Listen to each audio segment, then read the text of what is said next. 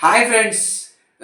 Game changer అయితే day one collections వచ్చినాయి. మరి వాళ్ళు ఎట్లా ఇచ్చారో ఏమో కానీ 186 కోట్లు అంట. అంటే ఆ, మన దేవర రికార్డులు పోయాయి. అంటే కల్కికి దగ్గరలో, అంటే చిన్న చిన్న సినిమాల రికార్డు, పెద్ద సినిమాల రికార్డులన్నీ పోయాయి. అంటే ఇంత దారుణంగా 186 కోట్ల అసలు ఎవరైనా నమ్ముతారా? సినిమాలో అసలు దేవరకైనా యావరేజ్ టాక్, ఫెయిల్ టాక్, రెండు యావరేజ్ టాక్ వచ్చింది, మిక్స్డ్ టాక్ వచ్చింది. కానీ అసలు మొత్తానికి వన్ సైడ్గా గేమ్ చేంజర్కి అయితే నెగిటివ్ టాకే వచ్చింది. ట్రోలింగ్లో కానీ అసలు మొత్తం రామ్ చరణ్, అల్లు అర్జున్, నేను షాక్ అయిన. అసలు రామ్ చరణ్ ఫ్యాన్స్కి, ఎన్టీఆర్ ఫ్యాన్స్కి ఒక రేంజ్లో వారైతే జరుగుతుంది ఇన్స్టాగ్రామ్లో. అటు మళ్ళీ సపోర్ట్గా ఎన్టీఆర్ ఫ్యాన్స్కి ఏమో Allu Arjun fans support. So NTR fans, Allu Arjun fans దాటిగా దాడి చేస్తారు రామ్ చరణ్ ఫ్యాన్ మీద. సో అటు నుంచి పవన్ కళ్యాణ్ ఫ్యాన్స్ కూడా కొద్దిగా రామ్ చరణ్ ఫ్యాన్స్కి సపోర్ట్ చేస్తున్నారు. కానీ అందులో పసలేదు కాబట్టి వాళ్ళు ఏం సపోర్ట్ చేయలేకపోతున్నారు. మా ఓజీ వచ్చినప్పుడు చూసుకుందాం అన్నట్టు వాళ్ళు మాట్లాడతారు మెగా ఫ్యామిలీ. ఇక అల్లు అర్జున్ అయితే, అంటే అల్లు అర్జున్ ఫ్యాన్స్ అయితే మామూలుగా రెచ్చిపోవట్లేదు, ఒక రేంజ్లో ట్రోలింగ్ అవుతుంది. సో ఆ ట్రోలింగ్లో ఇంకా వీళ్ళకి ఛాన్స్ ఇచ్చినట్టయింది. అంటే పుష్ప, అది మన గేమ్ చేంజరు డే వన్ కలెక్షన్లో ఆంధ్రప్రదేశ్, తెలంగాణలో కలిపి 52 కోట్లు కలెక్ట్ చేసింది. తమిళనాడులో 4 కోట్లు, కేరళలో 50 లక్షలు, అది కూడా లేదు, 50 లక్షలు కూడా లేదు. కర్ణాటకలో 6 కోట్లు, నార్త్ ఇండియాలో 10 కోట్లు, ఓవరాల్గా 73 కోట్లు ఇండియా వైజ్గా. ఓవర్సీస్లో 22 కోట్లు, మొత్తం కలిపి 95 క్రోర్స్ కలెక్ట్ చేసింది. అది నెట్కి వస్తే మాత్రం ఒక 50 కోట్లు. సరే 50 కోట్లు ఉన్నప్పుడు 70 కోట్లు, 80 కోట్లు, 100 కోట్ల దాకా కూడా చెప్పుకోవచ్చు. 100 కోట్లు కలెక్ట్ చేసిందని. 186 కోట్లు అన్నప్పుడు ఇప్పుడు పెద్ద సినిమాలకి బీట్ చేసింది డే వన్ కలెక్షన్స్ అంటే వాళ్ళు ఖచ్చితంగా రియాక్ట్ అవుతారు, రెస్పాండ్ అవుతారు కదా. అది సినిమాకే నెగిటివ్ టాక్ ఉంది, నువ్వు ఎట్లా 186 కోట్లు అంటే పెంచితే 20-30 పెంచుకోవాలి కానీ డైరెక్ట్ 100 పెంచేసినావు నువ్వు. ఇక్కడ 80 చూసుకున్నా కూడా 100 పెంచేసినావు.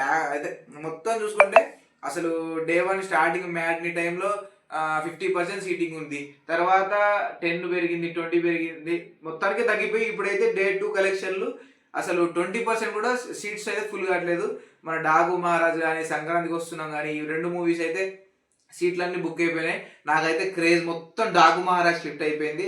అసలు తమన్ బీజిఎం గురించి అదంతా ట్రోలింగ్, అంటే అదంతా వైబ్ నడుస్తుంది.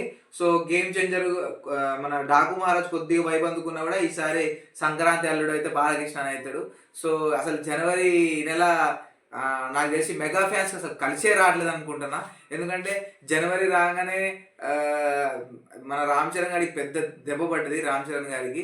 సో అదొకటి. పవన్ కళ్యాణ్ గారు తిరుమల తిరుపతి దేవస్థానం వాళ్ళది న్యూస్ వల్ల 6 చనిపోవడం, అదొక పెద్ద న్యూస్. పవన్ కళ్యాణ్ గారికి దెబ్బ, మళ్ళీ ప్రీలీజ్ ఈవెంట్లో 2 చనిపోయి అక్కడ ఒక పెద్ద మైనస్. అన్ని జనవరి రాగానే నెత్తిన కుప్ప పడుతున్నట్టయింది. 2024 పవన్ కళ్యాణ్ అంటే మెగా ఫ్యామిలీకి చాలా కాచి వచ్చింది. మన చిరంజీవి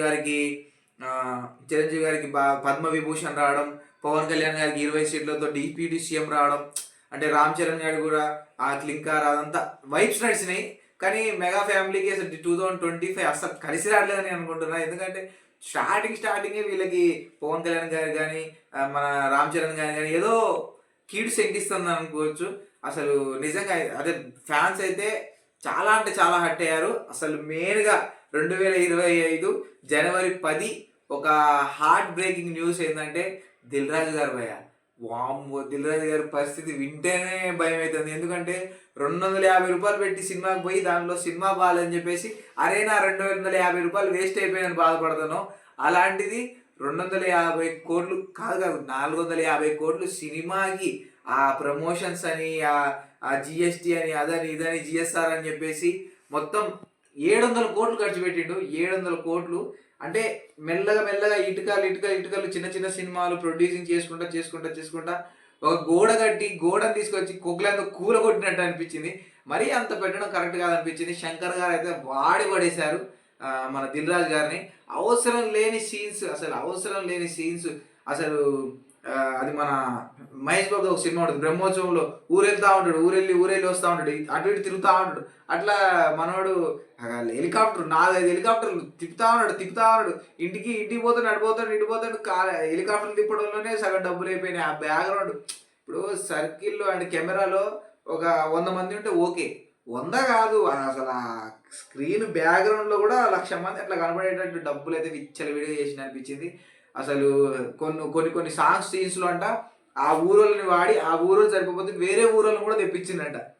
అంటే హెలికాప్టర్ సీన్లు కూడా అంటే ఇప్పుడు రెంట్ తీసుకొచ్చి హెలికాప్టర్ ఆ హెలికాప్టర్ రెంట్ తీసుకొచ్చి చేపించారు అంటే ఆ హెలికాప్టర్ సంబంధించిన సీన్స్ అన్ని అదే రోజు చేసేయాలి కదా, అట్లా కాదు. ఒకసారి ఒక సీన్కి ఒక హెలికాప్టర్, మళ్ళీ వేరే సీన్కి ఇంకొక హెలికాప్టర్, అక్కడ హెలికాప్టర్ కలర్లు కూడా చేశారు, ఇంకొక హెలికాప్టర్. మొత్తానికి దిల్ రాజు గారిని అయితే 2025 గుడిపేశారు అనొచ్చు. అసలు నిజంగా దిల్ రాజు గారు ఇంకా సినిమాలు చేస్తారో చేయరో, ఇంకా తట్టుకొని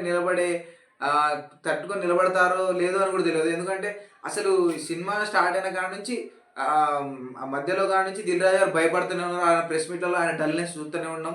అరే పోయిద్దిరా కానీ ఎట్లా నిలబెట్టాలని చాలా ట్రై చేసిండు. కానీ మొత్తానికైతే దిల్ రాజు గారు చల్లబడ్డారు. ఆల్రెడీ తెలంగాణ అంటే గతంలోనే ఒకసారి దిల్ రాజు గారికి ఇలాంటి సిచ్యువేషన్ వచ్చింది. కానీ మన తెలంగాణ వాడు కాబట్టి, తెలంగాణ ప్రొడ్యూసర్లు ఎవరు లేరు అని కాబట్టి తెలంగాణ అంటే పొలిటీషియన్స్ మన తెలంగాణలో ఎవరో ఒక ప్రొడ్యూసర్ ఉండాలని చెప్పేసి నిలబెట్టారు.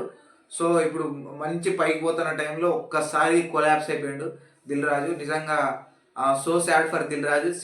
నాకైతే శంకర్ కోసం కాదు, రామ్ చరణ్ కోసం కాదు, దిల్ రాజు గారి కోసం ఒకసారి సినిమాకి వెళ్ళాలనిపిస్తుంది. అది భయ న్యూస్. Thank you.